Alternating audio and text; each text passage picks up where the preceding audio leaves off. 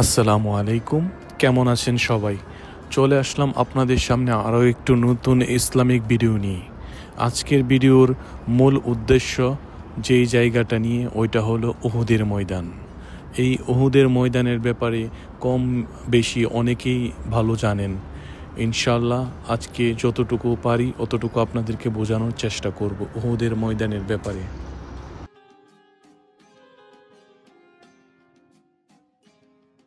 পর্যটকদের বোঝার জন্য সহজে এইখানে ম্যাপ রাখা হয়েছে।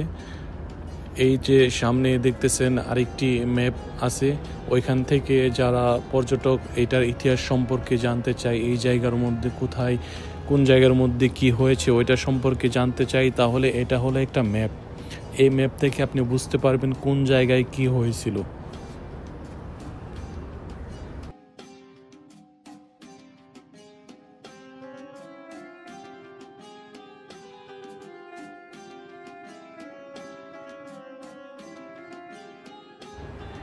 এই ময়দানে ঐতিহাসিক উহুদের যুদ্ধ সংঘটিত হয়েছিল, যেখানে মক্কার কুরাইশরা মদিনার মুসলিমদের বিরুদ্ধে যুদ্ধ করেছিল। এই যুদ্ধে মুসলিমরা ব্যাপক ক্ষয়ক্ষতির শিকার হলেও ইসলামের ইতিহাসে এর গুরুত্ব অপরিসীম। এই যুদ্ধটি 625 খ্রিস্টাব্দে 3 হিজরি মদিনার মুসলিম এবং মক্কার কুরাইশদের মধ্যে হয়েছিল। বদর যুদ্ধে পর মক্কাবাসী প্রতিশোধ নিতে এই যুদ্ধ শুরু করে। যুদ্ধটি মূল উহুদ পাহাড়ের কাছেই সংঘটিত হয়েছিল।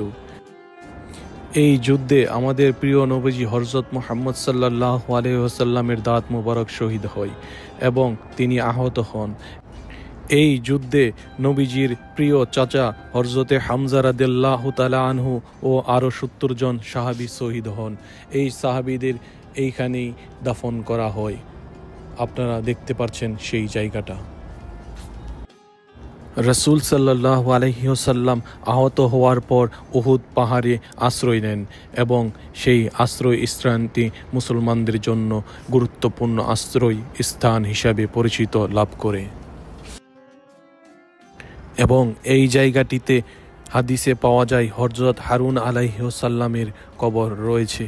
হযরত মুসা আলাইহিসসালাম ও হযরতে হারুন আলাইহিসসালাম মক্কায় উমরা আদায় করতে আসার সময় উহুদ পাহাড়ের কাছে এসে হযরত হারুন আলাইহিসসালাম অসুস্থ হয়ে যায় এবং সেখানেই তিনি ইন্তেকাল করেন।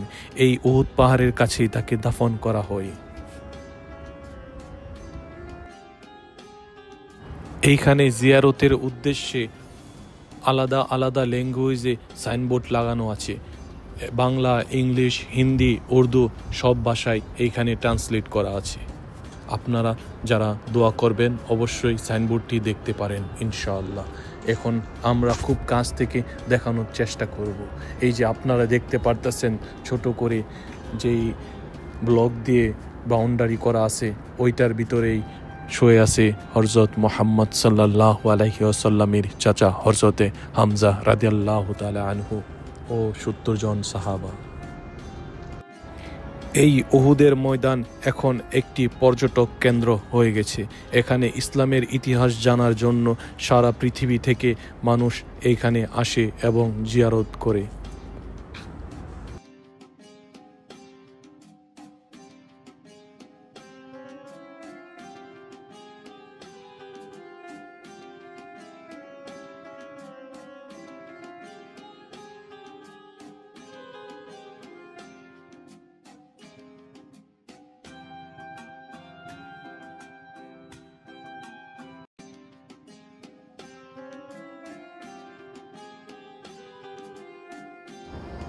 আপনারা এখন যেই ছোট্ট পাহাড়টি দেখতে পাচ্ছেন, এই পাহাড়টিকে অনেকেই রুমার পাহাড় বলে থাকে, তবে এর আসল নাম জাবালে রুমাত।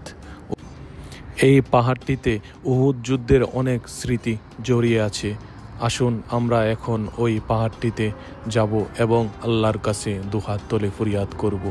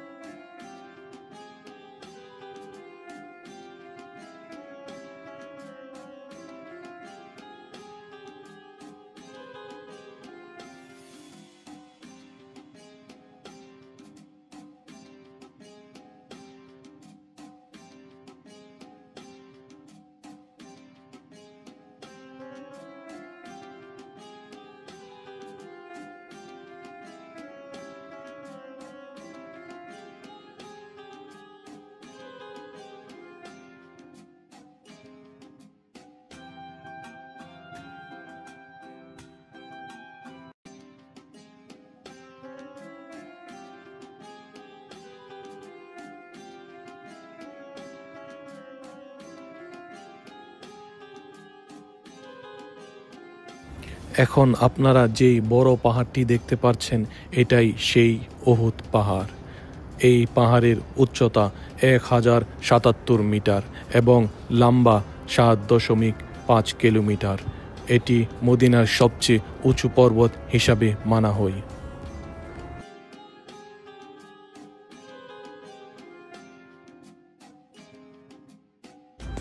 প্রিয় নবী হযরত মুহাম্মদ সাল্লাল্লাহু আলাইহি ওয়াসাল্লাম বলেন, উহুদ পাহাড় আমাকে ভালোবাসতেন, আমিও উহুদ পাহাড়কে ভালোবাসি।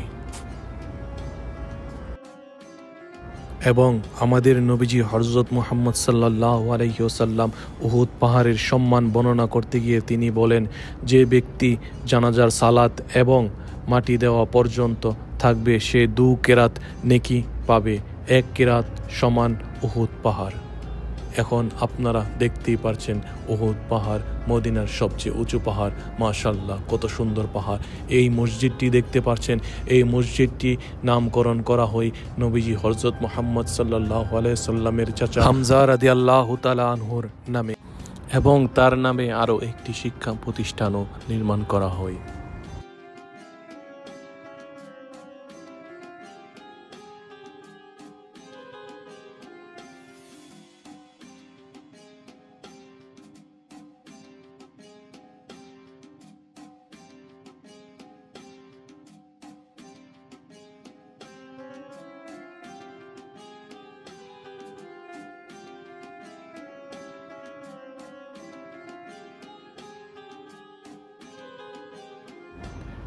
এই জায়গাটিতে হযরতে আমির হামজা রাদিয়াল্লাহু তাআলা আনহুর ও হযরতে আকিল রাদিয়াল্লাহু তাআলা আনহুকে একই কবরে দাফন করা হয়েছে।